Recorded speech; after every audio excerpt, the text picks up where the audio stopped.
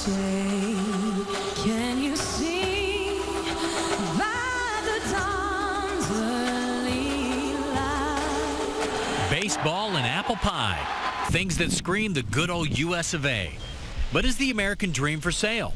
Here comes the king, here comes the big number one. First, the Budweiser Clydesdales jumped to Belgium.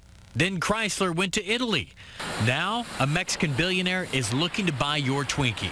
So, is there a for sale sign on America's front yard?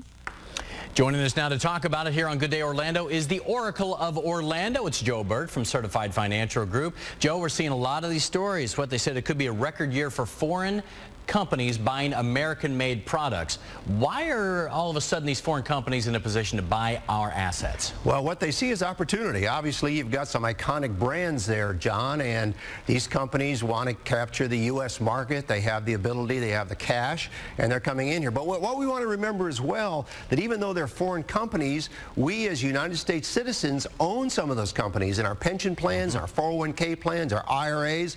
So we have the opportunity to still participate in their growth. You know, and some people say, what's the big deal? If the jobs stay here in the United States, because you can't make Twinkies over in, in Europe or in Asia, maybe in Mexico, but they have to be made here. So as long as the jobs stay here, what's the big deal? Well, that's the key, if the jobs stay here. But yeah, as we know, a lot of these jobs, if there's heavy manufacturing, are going to go overseas. But you're 100% right about the Twinkies and the Hostess cupcakes and the ho-hos and all that ding-dongs, I guess the other stuff they made. That'll probably be made here, at least in the North American continent.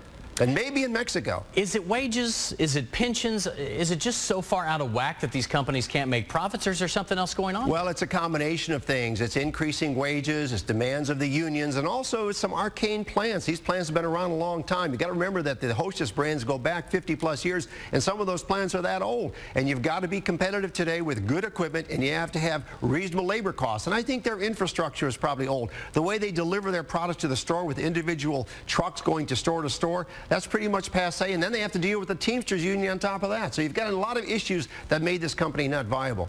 Bottom line, I think what people take away, the Twinkies probably aren't going away, Joe. They'll be here for you, John. All right, that is good news. Joe Bert, the Oracle of Orlando. Thank you, sir. Always good to see you. You're welcome.